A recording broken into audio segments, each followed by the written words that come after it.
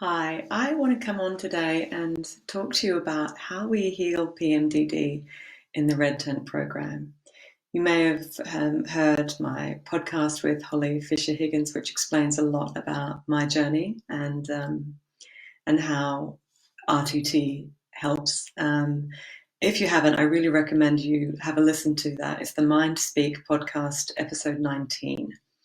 And it is an hour of me really going into depth of how PMDD became something I used to have. So what a lot of people don't realize is that there are many factors to premenstrual dysphoria. There is that we have a cycle, there we have some sort of sensitivity to the shift in the hormones, and that this sensitivity, and this is the important part, puts us in touch with unprocessed trauma. It puts us in touch with our most painful beliefs. So the way this can play out, if you just look in your own life, and I want you to just let your triggers be your guides, because these triggers, the things that trigger you, are showing you where you have something that needs healing. They're showing you, they're pointing, you going, here, look, there's a big wound here. And so I want you to, if you can, over the next month or so, as you come into the luteal phase, start writing down the things that really upset you and see if you can see a pattern, because that's the crucial first step that I take with all the women in the program. What's upsetting you? What makes you angry? When you've got that negative self-talk going on, what is it saying? Is it saying you're not good enough? What is that voice saying? What things can make you flip into a fit of rage? And what are you believing? Because it's the thing that you're believing it means that is making you angry. So your kids could leave a mess all over the house. Now, that is what it is. It's a mess, they're kids. But you could assign a meaning to that says, no one respects me, no one cares that I have to clean all this up. And there's this kind of wound that's being pressed on, that nobody sees me or hears me or cares about me. So there's the stuff that happens to us. And then there's the inference that we make, the meaning that we assign to what happens. Now, men are less inferential. They're more likely to just take things very literally, or very literally. Whereas we will always be able to put it all together, which is a skill we have. It's actually a gift, but it can become a curse if the lenses we have are painful. If we've got a lens that says, I'm not good enough, no one respects me, I'm always going to have to be alone, men never stay with me. So if you've got these sort of fears in the way, they're going to color the way you see things. And you'll notice that the veil becomes thinner towards menstruation, because suddenly these lenses become kind of all you can see. This is why it's premenstrually that this stuff comes up and makes you into someone that you don't recognize. You feel like you're two people. There's Jekyll, hi, hello, Kate from Bali. So this is what goes on, and just let me know if you're watching. I don't know how many are watching right now, if it's just Kate or others, but if you're watching later too, let me know if you resonate with this, if this makes sense to you. This, I have the me who feels like normal me, which is adult you, and then there is this hormonal shift, and I guess who that is? That is your inner child coming to the surface, who is still in a lot of pain, who is insecure, who has picked up a lot of beliefs in childhood that are still stuck in you today. So this is the first thing to really understand, that this trauma trauma is beliefs that you have laid down, negative beliefs you've come to lay down when you were younger. You can, of course, go through traumatic experiences when you're older that can leave the mark, but childhood, you are so much more suggestible. Up to the age of 7, you really take things in and lay down your programming. That's what we're meant to do so we can survive. We need to suck it all in, get everything from our parents. How does the world work? And it's great, except when we don't have parents who are doing the greatest job with us, of no fault of their own, because they're just doing what their parents, they're playing out the the trauma and the baggage that was given to them. So what we're doing is healing this trauma, and we have to do it at a subconscious level, because that's where it's been laid down in childhood. You can go to a counselor, you can talk about all your pain for years on end. It doesn't ever get deep enough to make the shift, because you're talking about, it's a bit like the analogy I use is, you've got an appendicitis and the appendix is about to rupture, and sort of you go to the doctor and you say, oh, I'm in like so much pain. And the doctor says, oh, yeah, it sounds painful. So tell me where it hurts. Or here, like, it's really, really hurting. Yeah, that sounds really painful. So, tell me a bit more about how much it's hurting. And you're sitting there going, can you please just like cut it out? Can we schedule the surgery?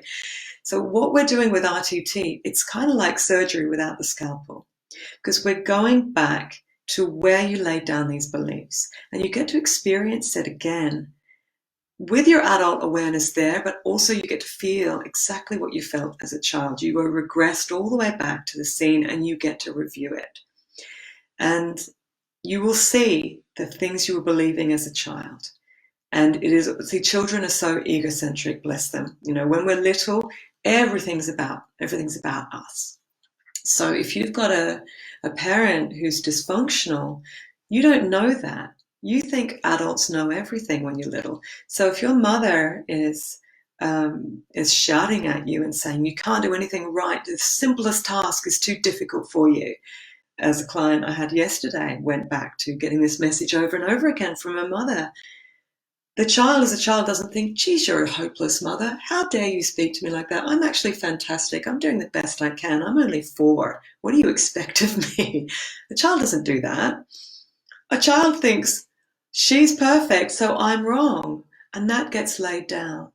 And there's this fear, I can't do anything right. I can't trust my decisions. And that gets stuck. And growing forward as an adult, that lens of not good enough remains, and it will play out in your life. The beliefs do everything they can to confirm themselves. So that's why you'll see when you are upset about something.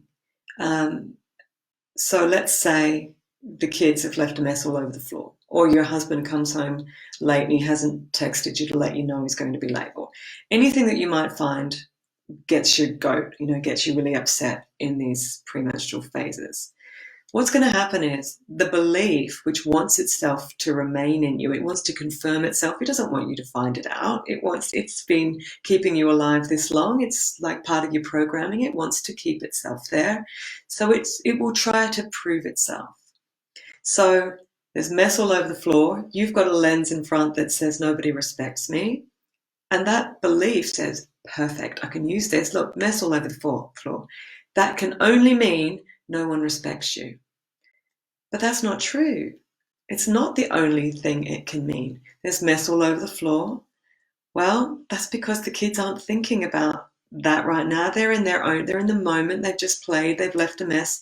Now their favorite shows come on Netflix or kids' TV, and now they're watching that, and they've left their puzzle all over the floor. That just means it's got nothing to do with whether they respect you. But your mind, if it's got that wound, will find everything it can to prove you right. So in RTT, we change these beliefs, we revisit them, and we upgrade them to something better. And because it happens in hypnosis, you get it at a subconscious level. So when you come through, like at the end of the 2 hours of RTT, you see things differently. And people think, how can that happen so fast? I've been stuck with this stuff for years. But it really is, and I use this analogy a lot, it really is just the way that when you find out Santa Claus isn't real, you can't ever go and believe that Santa is real again. It's that fast. It's an understanding that you get. It's a light bulb moment. And when you get that light bulb moment, you can never go back to how you were before. And then this just becomes a positive snowball in your life. So when the hormones shift now, that box of pain you used to have with all these beliefs that used to get brought to the surface and triggered all this childhood negative beliefs that you used to have, they're not there. So you can go inwards, you can become more internal in your thinking, and that's how we are when we're premenstrual. We tend to be more involved in our internal state. which is exactly what sort of hypnosis is all about, getting to the internal state, there's no pain for it to magnify. And this is as simple as that. That's how it works. If you want to know, there's no big mystery. We're just simply clearing negative beliefs at a subconscious level so that when the hormones shift, there's nothing for them to magnify anymore. And it is a journey. It's a sort of an upward spiral. And my role in working with you is to bring you out of the suffering. We're always growing. You know, the lowest emotional vibration is apathy. Like, it's even below depression. You just don't even care anymore, like apathy. Whereas what is even the point of living? This is the suicidal ideation that a lot of premenstrual women have. It's just all too hard and I give up and I don't even want to be here. So some women begin right down at apathy with zero hope, suicidal ideation, total worthlessness, feelings about themselves. And then you move up to depression, and then anger, even though it's still negative, it's still got more energy and it's a higher vibration than apathy. And so sometimes we'll move through all these levels, and then to come out of suffering, goes all the way up to bliss and enlightenment. I'm not there. I have days of feeling blissful, joyful, but have a lot of joy in my life, but I'm not in that suffering anymore. And that's my aim with every woman I work with, is to get them out of suffering and moving up that spiral of growth to just more and more happiness and freedom and self-love. So I hope that explains it. If you have any questions, of course, just type them below and I'll answer them over the next couple of days. So have a great day wherever you are, and I'll see you again next time.